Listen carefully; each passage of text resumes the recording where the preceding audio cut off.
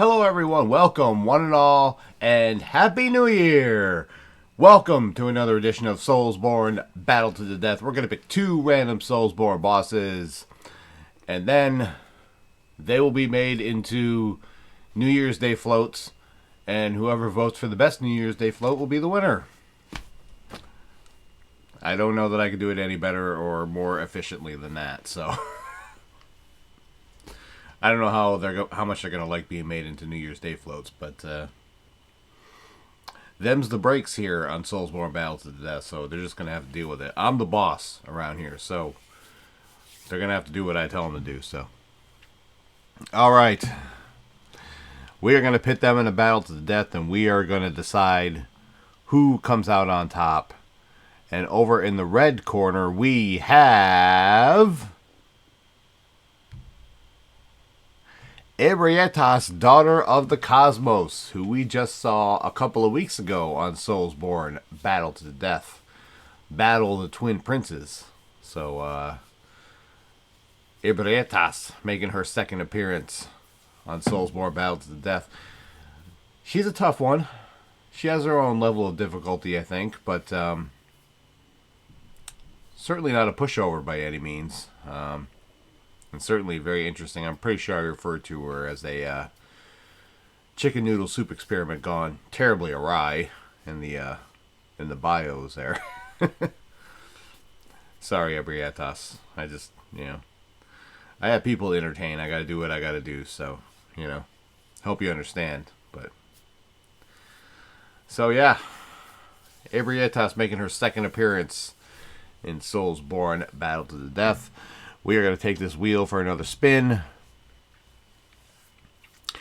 We are going to decide the opponent for Ebrietas, Daughter of the Cosmos, in a battle to the death, or, as it were, in the New Year's Day float competition. That would be a hell of a New Year's Day float. Ebrietas, Daughter of the Cosmos. Can you imagine that flying through New York City? People would be losing their minds. People will be completely losing their minds. Take out the Mickey Mouse one and put on Ebrietas. I think everything will be so much better. Alright, in the red corner we have Ebrietas, and over in the blue corner we have... The Rotten from Dark Souls 2. This is a mid-card fight. Maybe an upper mid-card fight. Doesn't exactly wet my whistle, but it is what it is. We have bios we are contractually obligated to deliver, so let's go to those right now, and let's have a look at Ebrietas, Daughter of the Cosmos. Ebrietas, whose name I believe loosely translates to chicken noodle soup experiment gone horribly awry, is the object of the Healing Church's worship in Bloodborne. She guides the Healing Church in the ways of blood ministration and only communes with the highest members of the church. She was found by the Healing Church in the Old Labyrinth, and then the Healing Church later founded the choir to protect and study her.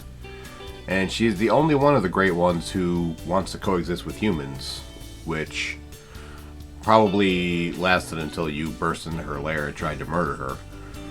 When you fight Ebrietas, in Phase 1, she will attack with her head, her arms, and her tentacles.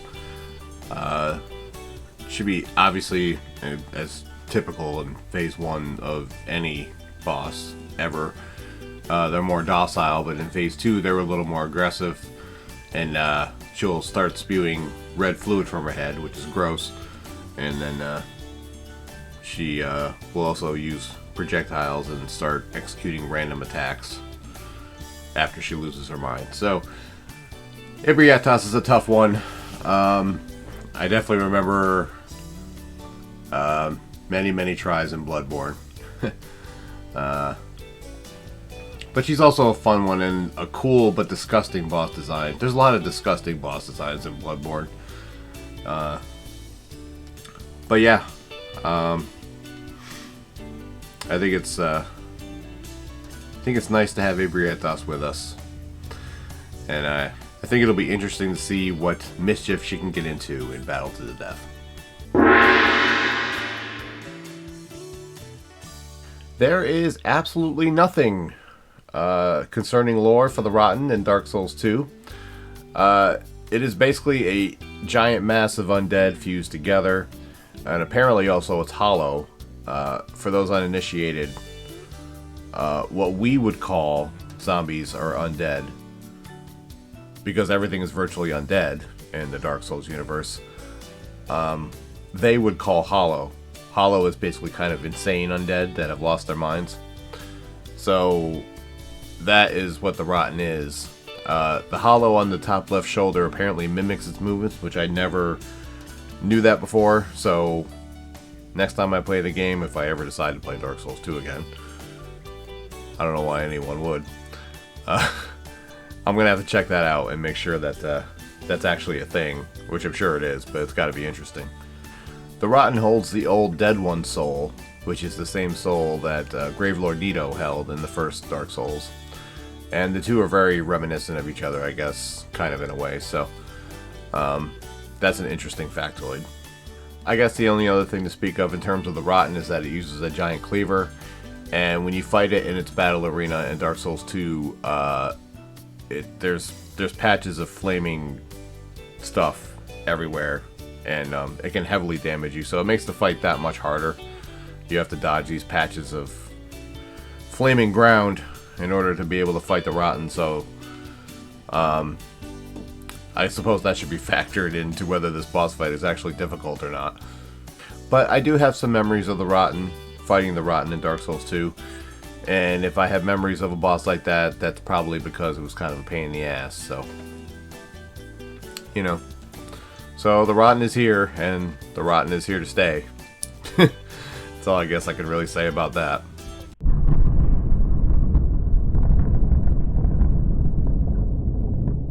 You know, on the surface, this fight might look like it's pretty one-sided, but, you know, I thought about this a little bit, and I thought, you know, this fight is actually closer than you really think it is. Both bosses have a very similar type of movement, and both similar type of attack, I guess. I mean, it's hard to describe, but neither one are very quick. Neither one of them like turn very quickly. Both have sweeping attacks, and they both have very similar attack patterns. I was almost inclined, this may or may not be a hot take, I don't know, but I was almost inclined to go with the Rotten on this one. Actually, right before I recorded this, I watched a boss fight of each of them on the boss fight database on YouTube. Maybe not the best resource to go off of, because like the guy beats them both in 2 minutes. But I was just kind of watching to see the actual attack patterns and how they fight. I was just trying to refresh my memory a little bit, and it was very similar. And I think I still have to give the slight edge to Ebrietas. I almost gave it to the Rotten, but I think Ebrietas does pull it off in the end. I don't really have anything to go off of on that. Like, if someone in the comments says the Rotten would win, you know, I'm not going to argue too much. You know, I think it really goes, you can go either way on this one, really, you know. I think this is a very close fight, and I think it's a tough one to judge, and yeah, this one is, I think, tougher. If you look beneath the surface, I think you find that it's closer than you might think it is. But that's just my opinion. Feel free to leave yours in the comments. And with that, I will bring this New Year's Day episode of SoulsBorne Battle to the Death to a close. RobertBlanchardBooks.com if you're interested in the Roar of a Dragon series. The Rise of Dragons podcast if you're interested in hearing more about them. My Linktree, Instagram, Twitter, all Bobby's World 2110.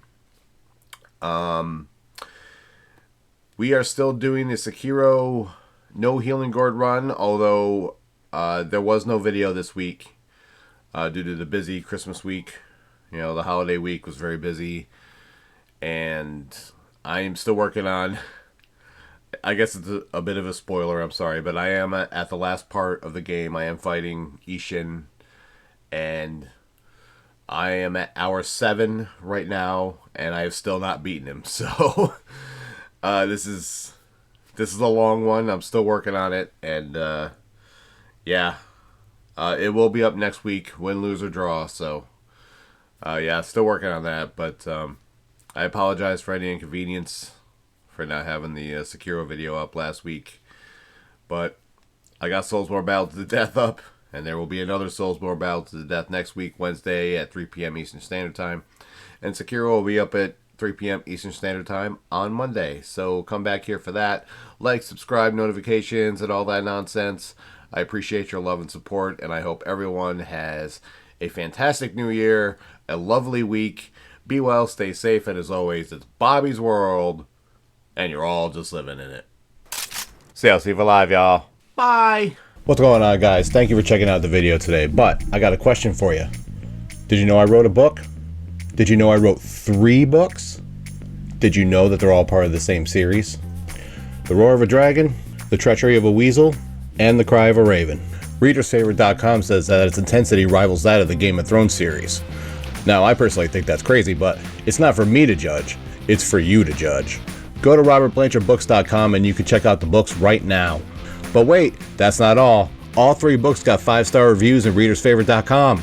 These books won the Silver Medal in the Literary Titan Awards. The Cry of a Raven won Silver at the Global eBook Awards. So what are you waiting for? Read about Aiden's dream to become a Knight of Delmar. Read about his death and resurrection. Oops, I gave that away, didn't I? And read about his journey back home from 3,000 years in the future to stop the evil that started in Delmar. Go to RobertBlanchardBooks.com. You can read the first 3 chapters of each book there for free. And then, if you're interested, you can buy the books there as well. And if you've already read the books or you just want to hear more about them, you can check out the Rise of Dragons podcast. You can listen to it wherever you listen to your favorite podcast. And in every episode, I cover a character from the book, an event from the book, my journey into writing, and everything in between. Ripley, what do you got to say about all this? Give me a treat or I will end you. You know she's telling you to check out the books. Go to RobertBlanchardBooks.com to check out the books or listen to the Rise of Dragons podcast if you want to hear about them. That's all I got to say, and thank you for watching this video.